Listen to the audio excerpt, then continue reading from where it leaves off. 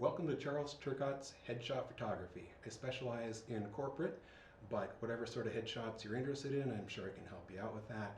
I also use a variety of techniques that are useful in other genres. Today, we'll be discussing what it means to do high-key photography and how to make that manageable. Because I've seen other methods of doing it that are not nearly as simple and easy to use as this method. So you're about to find out how to make this easy. So behind me here, I have a softbox rather than a white sheet of paper or any kind of white reflective material. And what's commonly done is a reflector will be used to throw light onto the white surface, which will then bounce out and give you that impression of a solid white backdrop. But unfortunately, it's not possible to get the angles to come directly from behind the subject. And that means you've got light going all over the room. It's very difficult to manage and get just as much light as you need exactly where you need it. So there are other styles, low key, which I'll be showing in another video, where you have an all black backdrop and a light on either side to create a sense of depth, since there won't be white coming from directly behind the model for the other styles. That means it's got to come from somewhere, otherwise your subject will look flat. And if you're getting hired to do pro grade, it's on my LinkedIn, you're going to want something that looks really good.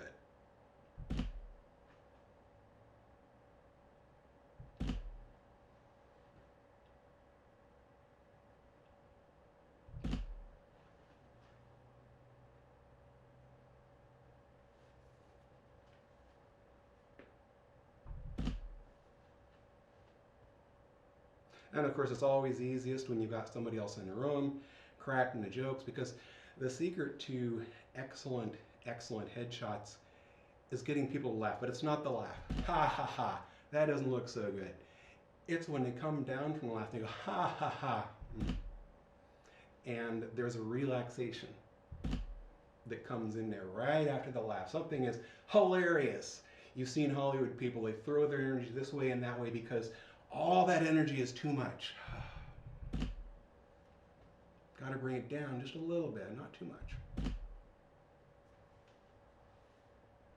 All right, well, go ahead and like, follow, subscribe. The website is charlesturcotte.com. I work in the California Bay Area, and I'd be more than happy to make sure that everyone in your crew, everyone on your staff looks the absolute best and represents the company's brand and themselves as well as that can possibly be done. So my goal is to make someone look like they do on their best day times 10. And when you're working with me, you'll be absolutely thrilled with the way that turns out. It's, you know, before I got into this line of work, I routinely turned down photographs being taken of myself because I didn't know how to look good in a photo.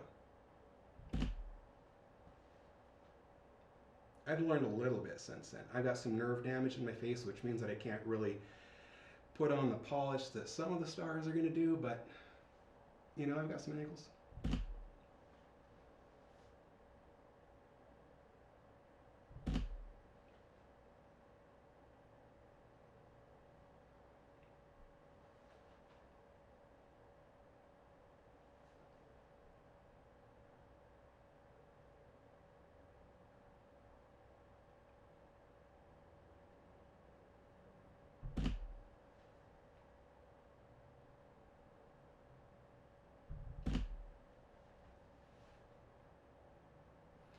All right, well, obviously the suit and the tie and all of the great accoutrement sets it off even better, as opposed to me just showing you how to do this with a t-shirt. But now you know how it's done, and you can see from the accompanying screen capture on the Mac over here using Capture One what the results are of these. And you'll see it shows the exposure warning, which is bright orange around the subject, and it's white on the outside of that. And it just takes a tiny bump in the slider and it gets solid white. So it's very good for retaining all the details, because if you go 255 and beyond where it's just no data, it's completely washed out, it affects other part of the photograph as well, and it's really difficult to keep things from just losing all their detail. So this is a way to bring it right to the edge of exposure, but not go beyond that, so you get all the details. And I like to use color cards. I like to make sure that things are properly color accurate, so you're going to get the absolute best results. And that's part of the fun for me too. Even if nobody cared, I would still care. I would want to have the terrific color in every shot that I take, because that's part of the challenge, and I enjoy seeing the results of my work. So if I can see true reds and greens, and all of the shades, and it's accurate, that makes me happy. That's one of the things that makes me happy. Seeing happy people where they're looking terrific, I mean, that's going to make me happy too. Of course, that's why I do this. I do this for the human connection. I worked in IT for years, and it was just not enough exposure to people. I like to emote. I like to bring out from other people what they're experiencing and what they're feeling and what they'd like to say. So I like to create the enthusiasm so that comes through in your shot.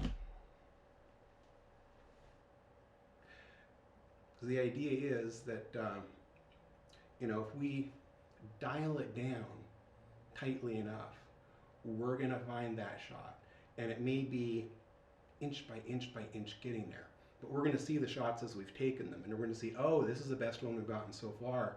We're going to go down, we're going to go down, we're going to dial it in, and it's going to be really good.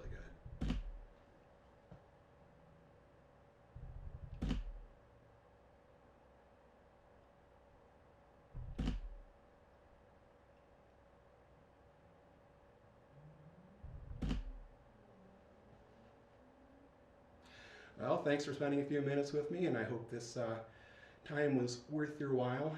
There certainly was no tutorial along these lines when I got started, and to my knowledge, there still isn't. No one uses a softbox as a high-key backdrop, and I don't know why, because it's, granted, it's more expensive than not using a softbox, but it's so easy.